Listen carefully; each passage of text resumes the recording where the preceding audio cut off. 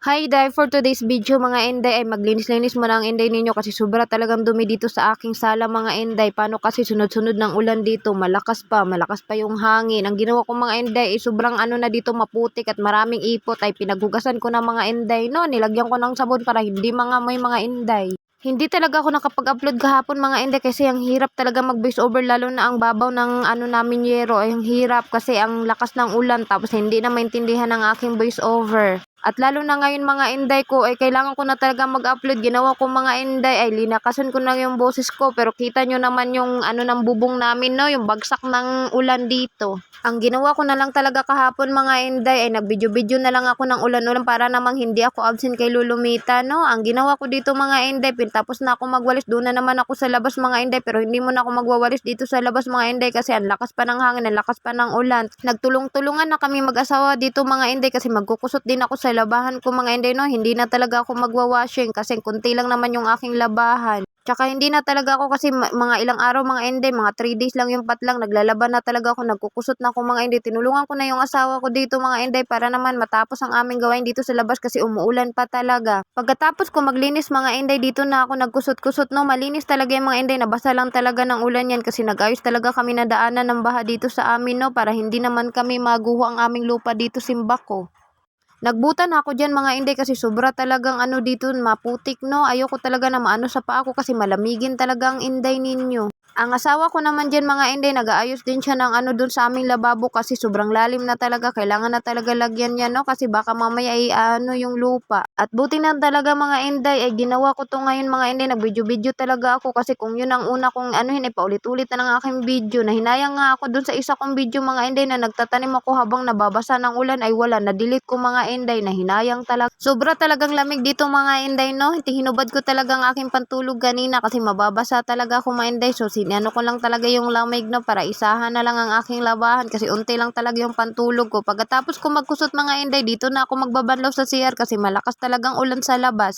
Ganyan ang ginawa ko pagbanlaw mga inday. Hindi ko pa talaga nalabhan ang aking dyan, basahan. Ang ginawa ko, inuna ko muna to mga inday no kasi hihuli ko na lang yung basahan sa kasi brushan ko pa talaga iyon. Pinaglagay-lagay ko na siya dito sa drum mga inday para mapuno, para mabilis mawala yung bula mga inday. So hindi ko na talaga pinasok ang aking cellphone mga inday kay baka mamaya matulad nung sa isa kong cellphone na nasira nahulog talaga siya sa balde mga inday. Minsan nga nahulog pa nga doon sa bowl mga inday ay nasira talaga.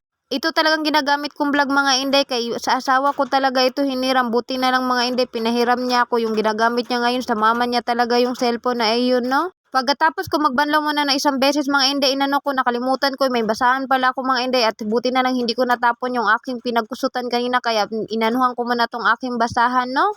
Pinag-brush-brush ko na yan mga inday ang aking mga basahan kasi nga i-dryer ko yan mga inday kasi hindi yan matutuyo pag hindi ko i-dryer yan. Lalo na ngayon maulan pa naman dito. Tapos na talaga ako naglinis doon sa kwarto at sa kusina mga inday, nakapaghugas na talaga ako, nakapagmat pa. Hindi na talaga ako nagbablog sa loob no kasi ang dami ko talaga pang video, paulit-ulit na lang kaya para hindi kayo magsasawa. Dito na naman ako sa labas mga inday kasi nakita nyo naman napakakalat dito sa labas. Pinag-brush-brush ko na talaga dito mga basahan mga inday para naman madawnihan ko rin ito no para hindi naman mangamoy ng kulob. Kailangan ko talaga paglabhan tong aking mga basahan mga inday kasi unti lang talaga ang basahan ko tsaka naaawa din ako doon sa aking aso no kaya inaano ko, nilalagyan ko kasi siya ng tulugan doon sa labas.